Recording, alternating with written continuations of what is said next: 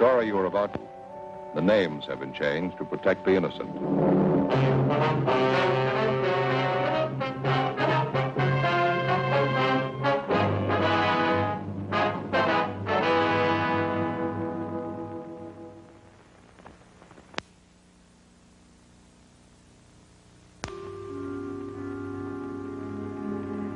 This is the city. Los Angeles, California. I work here. I'm a cop.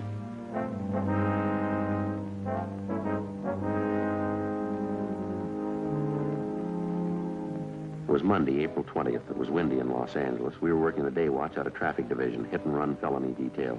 My partner's Frank Smith. The boss is Captain Calfee. My name's Friday. An aching wisdom tooth had kept me awake most of the night. I had an appointment with a dentist, and I was trying to stop the pain until then. I wasn't having much luck.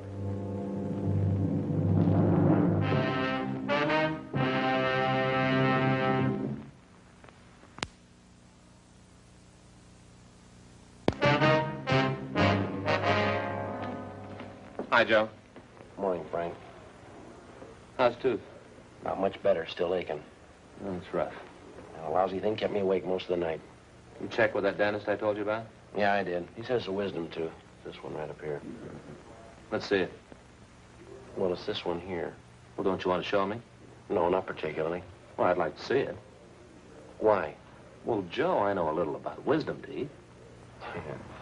Anyway, the dentist says it's got to come out. I'm supposed to see him this afternoon. Joe, my sister had the same trouble. Is that right? Yeah, she had them out. Wisdom teeth. Really hurt. Impacted.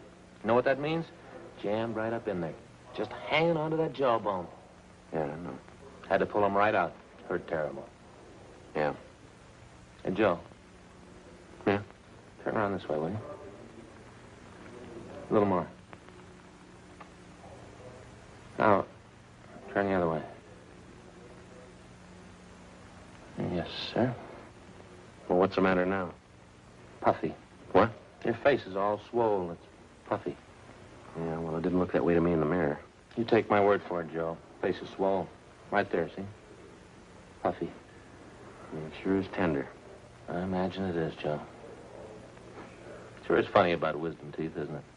What's that? Well, how some people never do get them. I never did. Isn't that right? Yeah? I got all the rest. No wisdom teeth. My sister had them, though. Yeah, you told me about that. She had them pulled. And that's another funny thing. What? Well, even after she had them taken out, she could still feel them. She could, huh? Yeah, for 5 or 6 days, they still hurt. This is after she had them pulled. Yeah, 5 or 6 days. I forget exactly how many, but they still hurt. They weren't there. Still hurt. Funny, isn't it? Yeah, that sure is. Well, don't you worry about it, Joe. The old doc will yank them right out. You'll feel a lot better then, too. Sure. Much better. Yes, sir. 5 or 6 days. Still hurt. Yeah, did you see the skipper this morning? Oh, yeah, I ran into him down the hall. Got something here we're supposed to check out. Now, what do you got? Dead body report. What's the story on it? Well, the victim's Edward Raymond Stokes, 732 Delano Street, apartment 2. His body was found in a gutter near 63rd and Vermont. 3 o'clock this morning. No witnesses. Only one piece of evidence. Yeah. Skid marks near the body, that's all. Apparent hit and run. Where's the body now? Neighborhood mortuary out there. Emerald Hills Funeral Home. One of the deputy coroners handled the body, a fellow named Jonathan Larimore. Anybody claim the body yet? No. Okay, you ready? Yeah. The skipper says if we need any help, Rogers and McClendon are on hand. That's fine. I don't know, how do we manage to draw all the choice ones? Do you know? I guess we live right. Huh? Skid marks and a dead body. Yeah. Well, guess we better get on it, huh? Right. Hey, what time are you supposed to see the dentist? I'm supposed to call him about 12:30. He'll tell me that. Doesn't look like we'll be able to make it now, does it? You should take care of that, Joe. Sure is funny. What's that? My sister. Same thing. Had them pulled. Her wisdom teeth. 5 or 6 days later, they still hurt. Really tough. 5 or 6 days. Yeah, you told me. I remember. You should try to get to that dentist today, though, Joe. You really should. Well, the way you lay it out, it really doesn't make much difference, does it? Huh? I still got 5 or 6 days.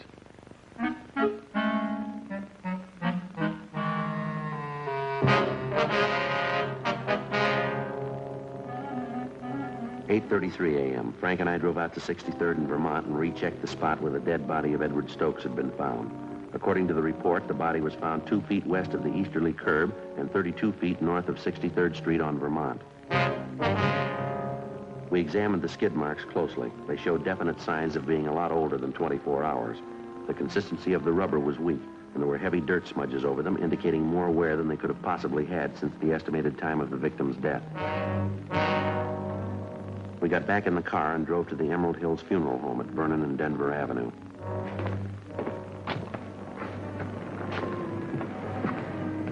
Yeah, it's a nickel an hour, you got one? Used to be pennies. Hey, Joe. Yeah. Did you ever notice this about funeral homes? What's that? Well, they put awnings over the windows, but they never open the drapes. Yeah. Did you ever wonder about that? No, not particularly.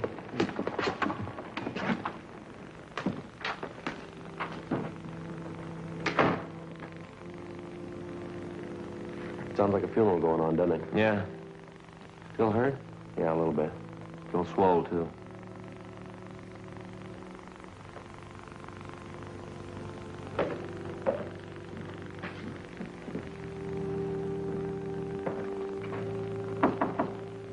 Yes, sir. May I be of service, gentlemen? Police officers. We'd like to talk to a Mr. Larimore. I understand he's a deputy coroner. Yes, I'm Larimore. You came about the hit-and-run victim. Yes, sir, that's right. This is Officer Smith. My name's Friday. We'd like to check the body if we could. Certainly. I understand you moved the body from the scene of the accident here to the mortuary? Yes, that's right. Early this morning. Unusual case. Why do you say it's unusual, Larimore? Well, here. I've got it on the report. You can see for yourself later. Yes, sir. The victim's knee has a single clean cut. Also the wounds on the head. I've never seen any like them in hit-and-run cases I've been called on. You don't think the victim could have been killed by a hit-and-run car, is that it? No, I don't say that. It's possible that it might have been a car. Well, let's say it's not very probable. I see.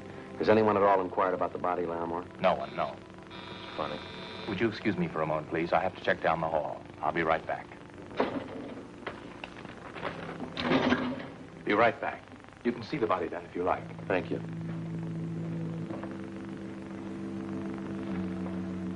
Well, Yeah, where do we start? I don't know. Maybe we won't have to. What do you mean? Well, another lead like this, and we'll turn it over to homicide. Officer, there's a young lady outside, Miss Fuller. Yes, sir? She wants to claim the body.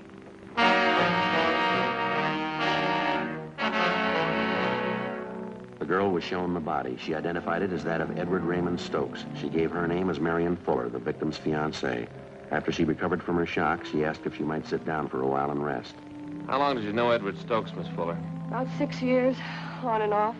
We've been together pretty much the last couple of years, though. Oh, my head.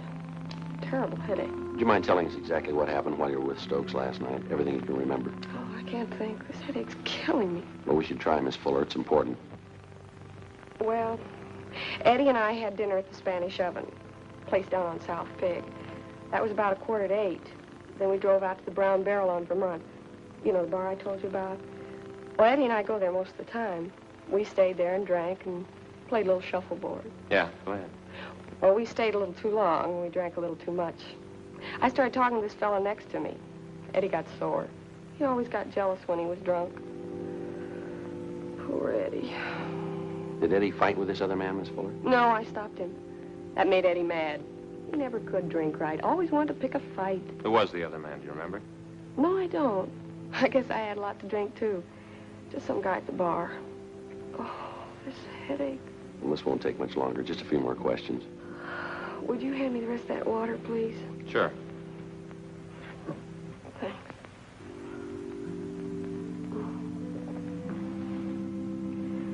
Would one of you have a cigarette, please? Yes, ma'am. Thank you. You're welcome. Here's a match.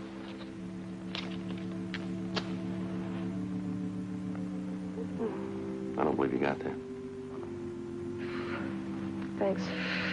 Would you like to go on, Miss Fuller? What happened after you broke up the argument between Stokes and the other man? Same old thing. Eddie threatened to beat me up. He'd done it before, too, plenty of time. Yeah. Well, around 1 o'clock, I got to feeling sick, so I went outside and sat in the car. Guess I must have passed out there. In your car? No. I guess it belonged to one of the fellows in the bar. I passed out, and that's all I remember. Well, did you sleep in the car all night? No. I guess whoever owned it drove me home. Well, how'd they know where you lived? I don't know. Must have been one of our friends. I don't remember anything till this morning. They phoned me up and said Eddie was dead. Who phoned you, Miss Fuller? One of our friends. I don't remember. Oh, I had a rotten headache. Now, come on, you can do a little better than that, can't you? I tell you, I don't remember. I had a hangover. My head was jumping. They phoned and told me Eddie was dead. Somebody ran Eddie down. They found him in a gutter and he was dead. Poor Eddie.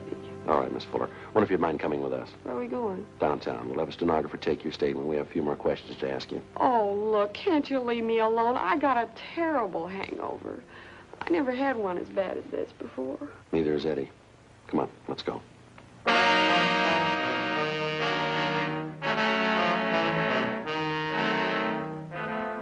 On the way back to the office, we stopped at a drugstore, and I picked up a box of aspirin. The wisdom tooth was giving me trouble again. The clerk at the soda fountain fixed something for Marion Fuller's hangover. We continued to question her, but she gave us only one additional piece of information. The victim, Eddie Stokes, had been married before and divorced.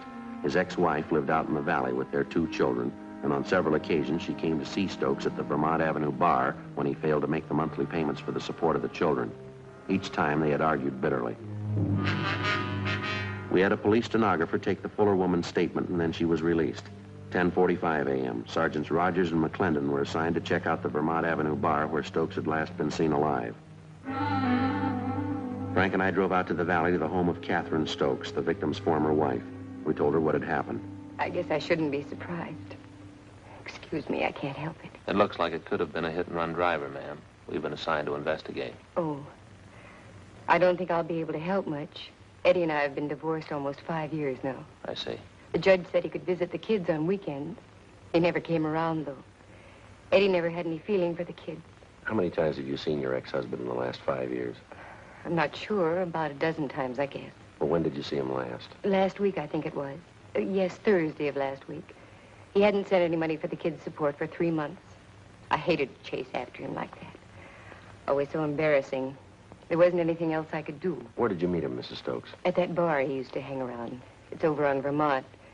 It's called the Brown Barrel or something.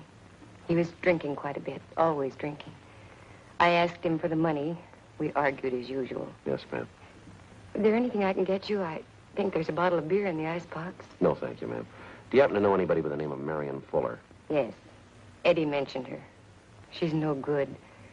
What does a man see in a woman like her? Do you know anything about her at all? No. Whenever I saw Eddie, he'd mention he was running around with her. I guess he wanted to make me jealous. I only pitied him. Now, can you think of anything at all that might possibly have a bearing on his death? I guess not. Eddie was probably drinking, wandered into the street, and the car hit him. I don't know. Oh, there's the bakery wagon. I've got to get some bread and a few things. Would you excuse me? I think that's about all, don't you, Joe? Yeah, I think so. I'm going to leave you one of our cards, Mrs. Stokes, in case you want to contact us for any reason. Yes, all right. You know, it was so wonderful when we were married, Eddie and I. My folks gave us this house as a wedding present. We got wonderful presents. That's so? We had everything he wanted. A car, nice house, the kids. It was wonderful till he started drinking. Then everything went. His job, everything. It started all of a sudden. I never knew why. Yes, ma'am. How do men get that way? How do they start? I don't know, ma'am. We only see a part of it. Yes? When they finish.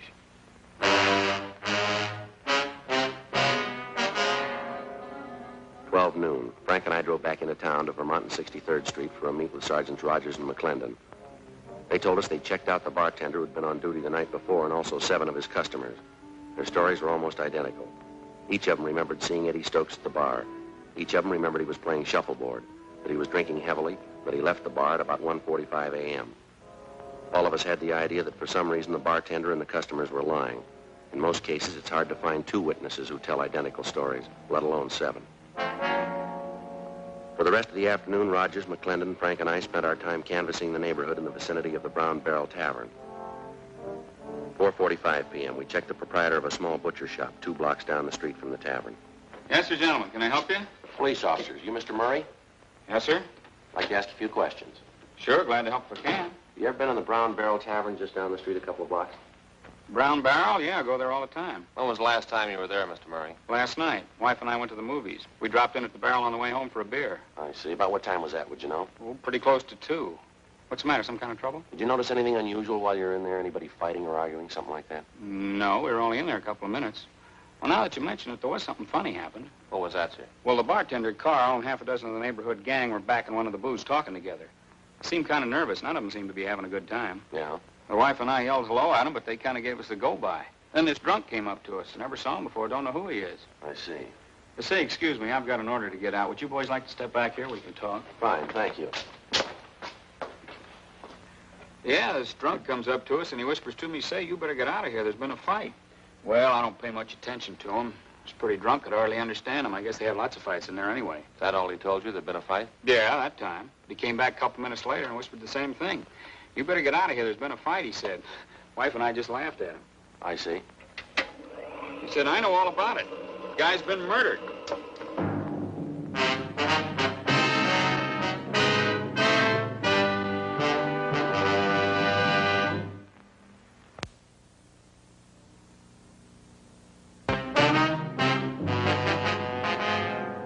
Frank and I went back to homicide to turn the case over to them. They asked us to handle the investigation for another day because they were short of men at the moment and because there was still a big doubt as to whether or not Eddie Stokes had really been murdered. Actually, the only solid lead we had was the second-hand testimony of a drunken witness, that and the deputy coroner's doubts that Stokes was actually the victim of a hit and run. We brought Marion Fuller back in and re-questioned her. She stuck to her story. She didn't remember anything. She was released again. It looked like we were in for a long night. I just talked to that butcher's wife, Mrs. Murray. Yeah, what'd she have to say? Asked her the same questions we asked Murray. She couldn't add much. Same story. Well, I don't know. It's got me. We don't know it's murder. We don't know it's a hit and run. I'm about ready for my vacation. I'll put in with you.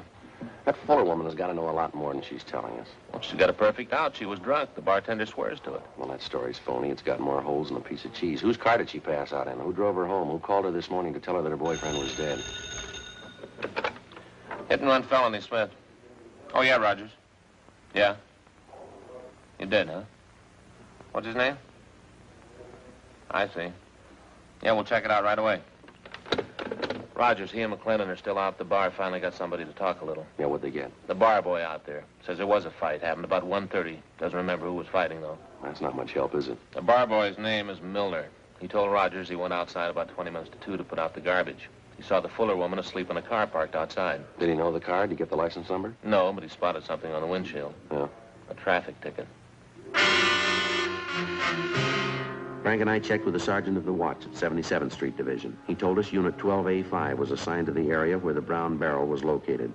In checking their worksheet, we found that Unit 12A5 had issued a hang-on citation the night before to a car parked near 6330.5 Vermont Avenue, the address of the Brown Barrel Tavern. We checked the license number through our DMV, and we found the car was registered to a William R. Huddy, 14 Naylor Street. We drove to the Naylor Street address and talked to Huddy's wife. She told us we could find him in a bar on South Olive Street. 8:55 p.m., we checked in at the bar. The bartender told us that the lone man at the shuffleboard table was William Huddy.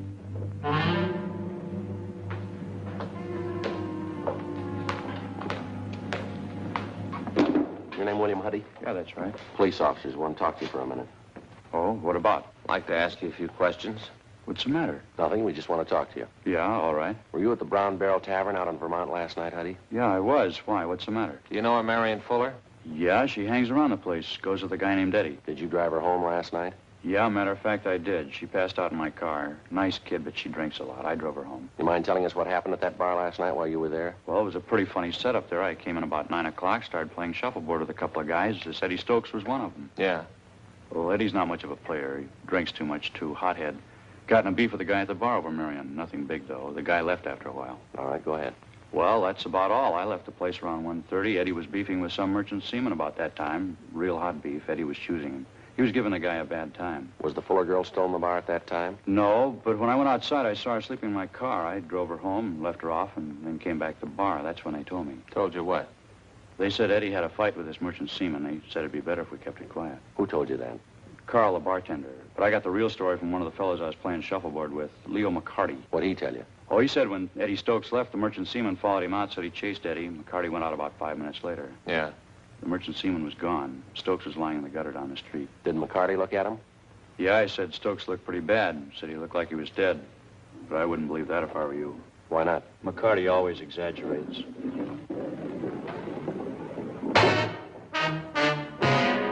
10:15 p.m. We had William Huddy come back to the office with us, where we questioned him further and took his statement. Then we had his friend, Leo McCarty, brought in, along with the bartender at the Brown Barrel Tavern and the customers that he'd framed his story with. McCarty was the first to give us the straight story, then the others followed.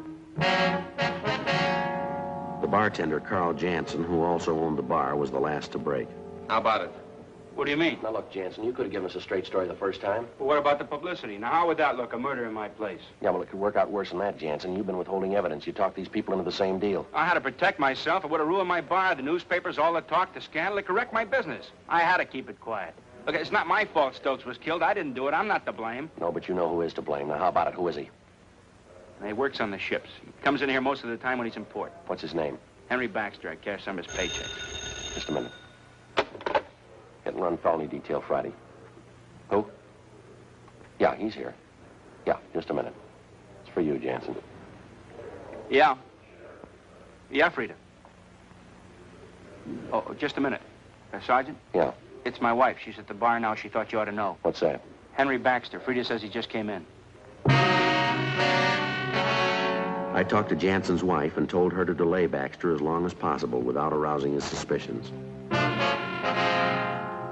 11:25 p.m. Frank and I and Mr. Jansen, along with Rogers and McClendon, drove out to the Brown Barrel Tavern on Vermont. Mrs. Jansen was waiting for us. She told us that Baxter was pretty drunk by that time. She'd been keeping an eye on him, and she said that she knew he was still inside the place.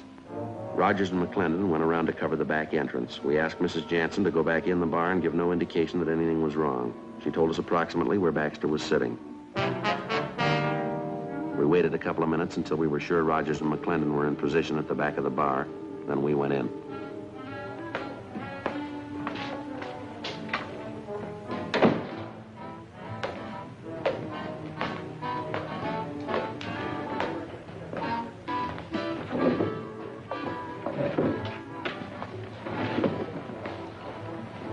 Where is he?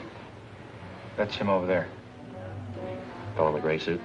Yes, sir. Closest table. Waiter, give me another Coke High. Would I ask you twice? That's him. Stay here. You're the waiter, give me another Coke High. Your name Henry Baxter? What do you want to know for? Police officer. Stand up. Come on, get up. Put your hands on the table. Flat. I want to do it with a cigarette. Put it down. Come on, flat. Jansen, Yes, sir. you go around back and tell those other two officers to meet us out front. Yes, sir. Hand it back. Come on, get the other one back there. All right. What's this all about, anyway? What's the beef? You know what the beef is. Yeah. Lousy punk Eddie Stokes, wasn't it? It was him. I showed him how it was done. Yeah. How'd you kill him, Baxter? It was easy. I slugged him, pounded his head on the curb. He was drunk. Never know what happened. All right, let's go. Trying to give me a bad time. Now he knows. He knows what a bad time really is. I show him. All right, come on, Baxter, outside.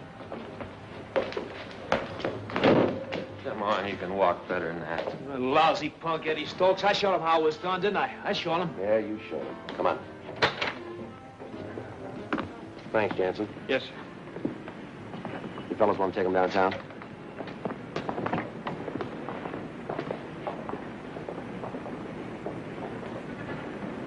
Well. Hey, Joe. Yeah. How's the tooth? The what? The tooth, the wisdom tooth. It's a funny thing. Doesn't hurt anymore. Pain's gone. You gotta see that dentist. I don't see why. Doesn't hurt anymore. I don't know. I'll look into it next week, huh? Got a piece of news for you. Got an appointment for you tonight. I got a little something for you. You don't know what time it is. You know it's almost midnight. No dentist in the world will work on you at this hour of the night. Mine will.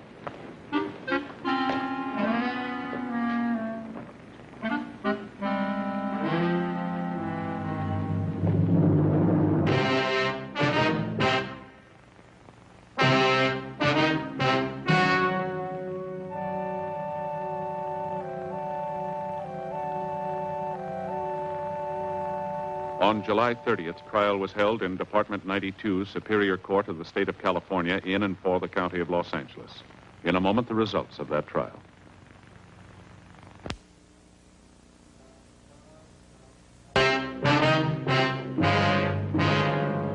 The suspect was tried and convicted of manslaughter, which is punishable by imprisonment in the state penitentiary for a period not to exceed 10 years.